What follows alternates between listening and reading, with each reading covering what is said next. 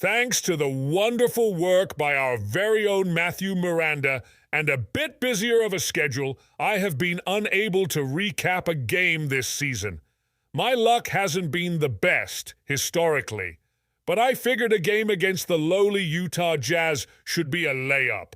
Surely the Knicks wouldn't lay an egg and force me to confront some of the glaring macro issues with this team. Right? Alas, here we are. The Knicks went into Utah and laid an absolute egg, resulting in their worst loss of the season. Was this game a random anomaly, or is trouble on the horizon? Let's dive in. The Strickland, a New York Knicks site. Guaranteed to make them jump. Jazz 117, Knicks 113. The more things change, the more they stay the same. Featured game coverage game. Recaps Deck 14. Written by Jeff Rasmussen. Roses are red Utah's not known for. Pizzazz last night, the Knicks came up short versus the Jazz. Thanks to the wonderful work by our very own Matthew Miranda and a bit busier of a schedule, I have been unable to recap a game this season. My luck hasn't been the best, historically, but I figured a game against the lowly Utah Jazz should be a layup.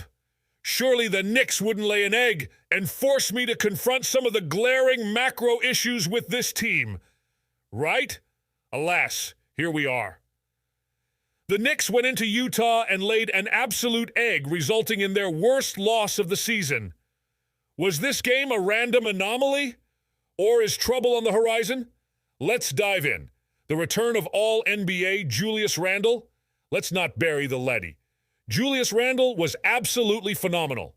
Entering last night's game, Randle averaged 25.1 points, 9.3 rebounds, and 5.4 assists over his previous 16 games, shooting over 50% from the field and 35% from three.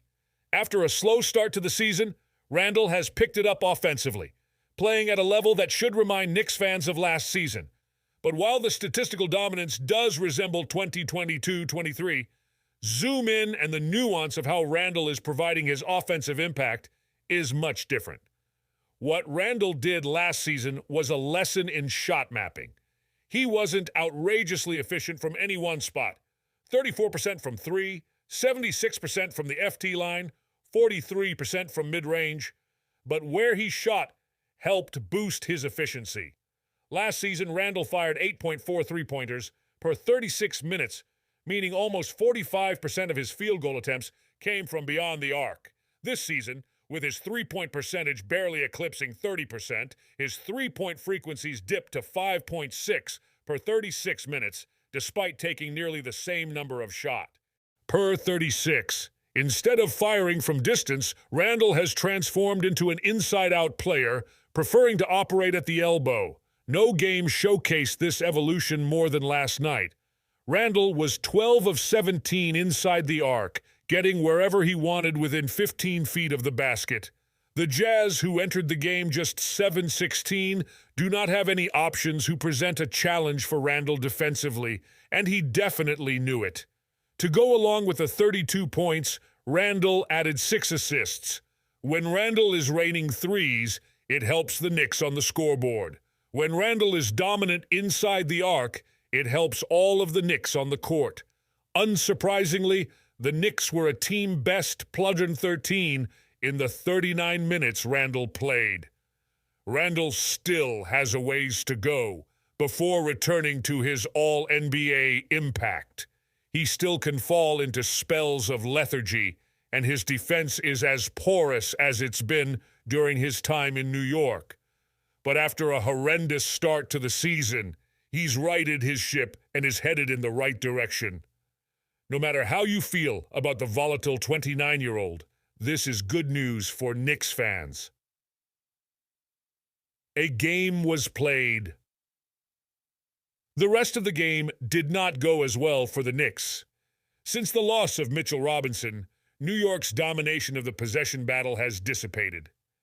The Jazz, led by Walker Kessler, actually collected more offensive rebounds than the Knicks, as Toronto did 2 nights ago. While the Jazz had 7 more turnovers, they still ended up with more shot attempts. The Knicks led by double digits early, and it looked as though it would be smooth sailing. Randall had 14 first-quarter points. Emmanuel quickly, back from a one-game absence with knee soreness, came off the bench and immediately scored 12 on 5 of 6 shooting. But if the Knicks expected Utah to go away, the Jazz weren't interested in playing along. Led by Colin Sexton and Lauri Markkanen, Utah scraped their way back into the game and by halftime led by 2. While Randall was flashing back to 2023, the Knicks on the whole decided to flash back to 2022 in the third quarter. The starters returned to the court with very little energy. R.J. Barrett, a disastrous 1 of 11 in the first half, tried his best to instill some positive momentum with a few early baskets, but very little would stick. The Knicks ended the quarter down 5 after a brutal foul by Isaiah Hartenstein, but the damage had been done. In the fourth, the Jazz began to pull away, leading by as many as 17. While most Knicks struggled, some more than others. One who did not was Donte DiVincenzo, who came alive after being reinserted midway through the fourth and helped steer a comeback that saw the Knicks pull within 3. Unfortunately, it wasn't meant to be. Despite DiVincenzo's 13 in the final frame, the Knicks fell just short. On their final meaningful possession, Randall created an open three-pointer for Josh Hart, 0 points in 30 minutes, who wasn't able to connect. Quickly snatched a contested rebound and kicked it out to Jalen Brunson, who missed an ill-fated attempt at a game-tying 3. The Knicks left the arena after being handed a 117-113 defeat. Losses to inferior opponents happen, but what makes this one sting is that the next 10 games for the Knicks come against opponents with winning records. 7 of those come on the road, while the 3 home games are against Milwaukee and Minnesota.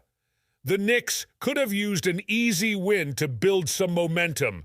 Instead, they'll have to regroup quickly as they head into the toughest stretch of their season. Born in NC, grew up in Florida, live in SC. Lifelong Knicks fan, dad is from NJ. Spend an inordinate amount of time watching sports, movies, TV shows. Biggest passion outside of sports is writing, finishing my first book. Once was knocked unconscious at a Best Buy by a biker who thought I was shoplifting. I wasn't.